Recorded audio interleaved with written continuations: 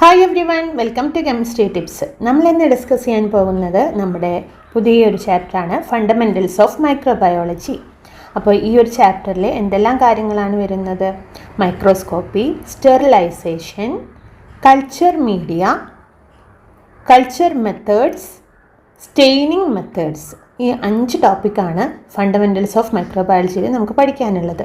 അപ്പോൾ അറിയാലോ, നമ്മുടെ സാനിറ്ററി കെമിസ്ട്രി എക്സാം അടുത്ത് വരാനായി. നെക്സ്റ്റ് വീക്കിൽ എക്സാമാണ്. ഇത് നമ്മുടെ ഡേ 12 ആണ്. വളരെ നന്നായി തന്നെ എല്ലാവരും പഠിക്കുക. നമ്മുടെ സിലബസിലെ 8th മൊഡ്യൂളിലെ മൈക്രോസ്കോപ്പിയിൽ നിന്നും ഒരുപാട് ക്വസ്റ്റ്യൻസ് വരാറുണ്ട്. സോ നമ്മൾ കൂടുതൽ ഉൾപ്പെടുത്തിയിരിക്കുന്നതും ഈ ഒരു മൈക്രോസ്കോപ്പി പോർഷനാണ്. ഫസ്റ്റ് ക്വസ്റ്റ്യൻ നോക്കാം. Who is credited with inventing the first compound microscope? Options: Robert Hooke, Anton von Leeuwenhoek, Galileo Galilei, Albert Einstein. പല തവണ ചോദിച്ചിട്ടുള്ളൊരു ക്വസ്റ്റ്യനാണ്. ആരാണ് ഫസ്റ്റ് കോമ്പൗണ്ട് മൈക്രോസ്കോപ്പ് ഇൻവെൻറ്റ് ചെയ്തത്? ആർക്കാണ് അതിൻ്റെ ക്രെഡിറ്റ് ലഭിച്ചിരിക്കുന്നത്? നിങ്ങൾക്ക് അറിയാവുന്ന ആൻസറാണ്. യെസ്, ഓപ്ഷൻ എ റോബർട്ട് ഹുക്കാണ് ആൻസർ. പഠിച്ചല്ലോ. നെക്സ്റ്റ് ക്വസ്റ്റ്യൻ നോക്കാം. Who is considered the father of modern microscopy? Modern മൈക്രോസ്കോപ്പിയുടെ ഫാദറായിട്ട് കൺസിഡർ ചെയ്യുന്നത് ആരെയാണ്?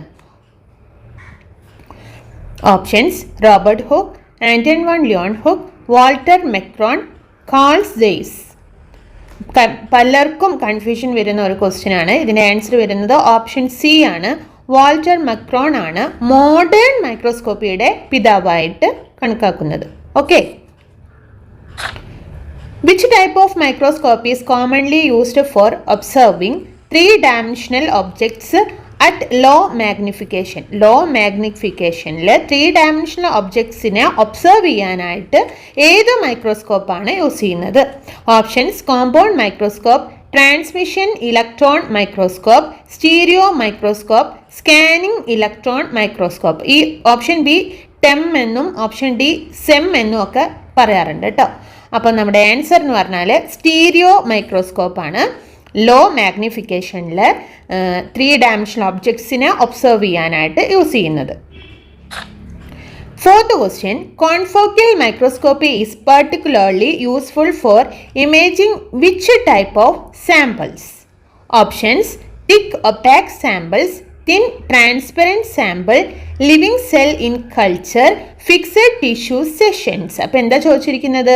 Confocal microscopy is particularly useful for imaging which type sample? എങ്ങനത്തെ സാമ്പിളിൻ്റെ കേസിലാണ്, ഇമേജ് എടുക്കാനാണ് നമുക്ക് ഈ കോൺഫോക്കൽ മൈക്രോസ്കോപ്പി യൂസ്ഫുൾ ആയിട്ടുള്ളത്?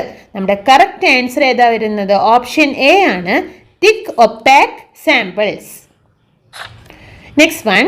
Which type of microscope uses a beam of electrons instead of light to visualize specimen? Which type, ഏത് type microscope ആണ് beam of electrons use ചെയ്യുന്നത് instead of light? ലൈറ്റിന് പകരം എന്താ ഉപയോഗിക്കുന്നത്? Electrons, beam of electrons to visualize specimen. Options: fluorescent microscope, confocal microscope, transmission electron microscope, scanning electron microscope. Correct answer വരുന്നത് TEM ആണ്, അല്ലെങ്കിൽ ട്രാൻസ്മിഷൻ ഇലക്ട്രോൺ മൈക്രോസ്കോപ്പ്. പേര് കേട്ടാൽ തന്നെ അറിയാം അല്ലേ, ഇതിലെന്താണ് ഇലക്ട്രോൺസിൻ്റെ ബീം ആണ് യൂസ് ചെയ്യുന്നത്. Okay. Our next question. Which scientist formulated Koch postulates a set of criteria used to establish the causative agents of infectious diseases? ആരാണ് കോച്ച് പോസ്റ്റ്ലേറ്റ് ഫോർമുലേറ്റ് ചെയ്തിരിക്കുന്നത്? Options: Joseph Lister, Alexander Fleming, Robert Koch, Paul Ehrlich. പേര് കേട്ടാലേ അറിയാം, കോച്ചുമായിട്ട് match ചെയ്തിരിക്കുന്നത് Robert കോച്ചാണ്. So option C ആണ് നമ്മുടെ answer. Louis Pasteur's work in vaccination was particularly influential in preventing which viral disease? Options: influenza, measles, rabies, polio. Louis പാസ്റ്ററിൻ്റെ work in vaccination ഏത് വൈറൽ ഡിസീസിനെ പ്രിവെൻറ്റ് ചെയ്യാൻ വേണ്ടിയുള്ളതായിരുന്നു? വളരെ ഇമ്പോർട്ടൻ്റ് ആയിട്ടുള്ള ക്വസ്റ്റ്യൻ ആണ്. പല ക്വസ്റ്റ്യൻ പേപ്പറിലും പലതവണ ചോദിച്ചിട്ടുള്ളതാണ് കേട്ടോ. കറക്റ്റ് ആൻസർ നിങ്ങൾക്ക് അറിയാവുന്നത് തന്നെയാണ്, റാബീസ് ആണ്. Okay. Next one. What is Julius Richard Petri best known for ഇൻവെൻറ്റിംഗ്?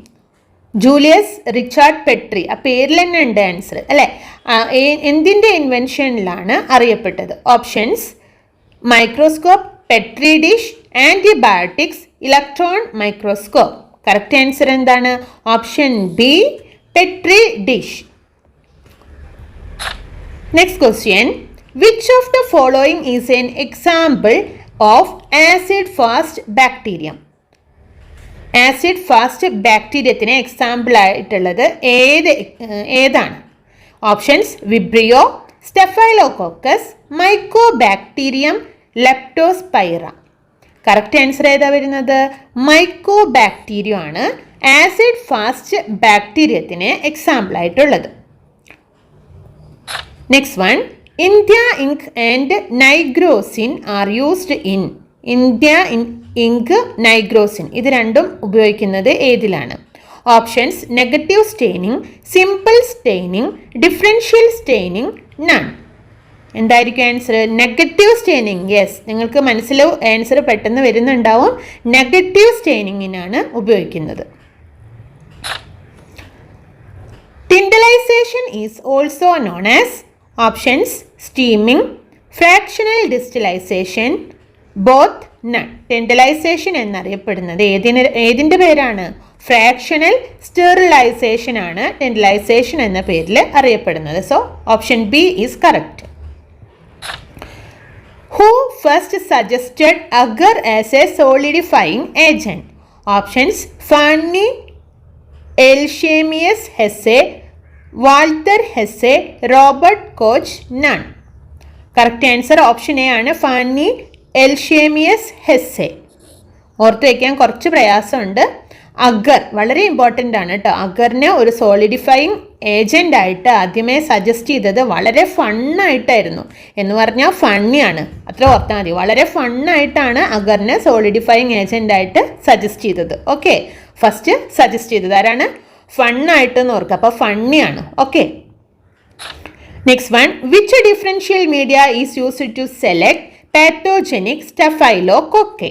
Options: Mancocchi agar, EMP agar, mannitol salt agar, none. Correct answer ഏതാ വരുന്നത്?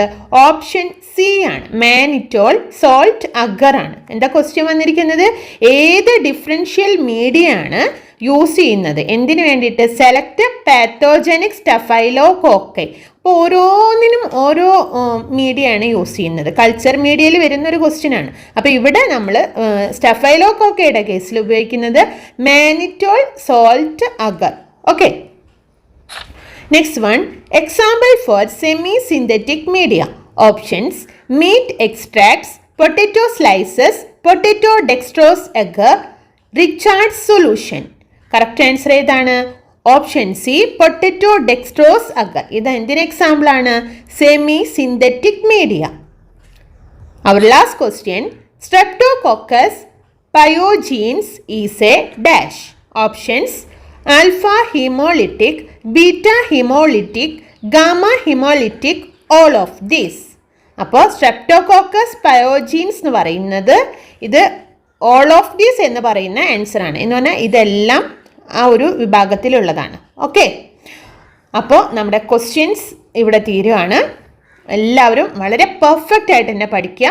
അധികം വൈകാതെ നമ്മുടെ മൊഡ്യൂൾ 9 അപ്ലോഡ് ചെയ്യുന്നതായിരിക്കും. Thank you.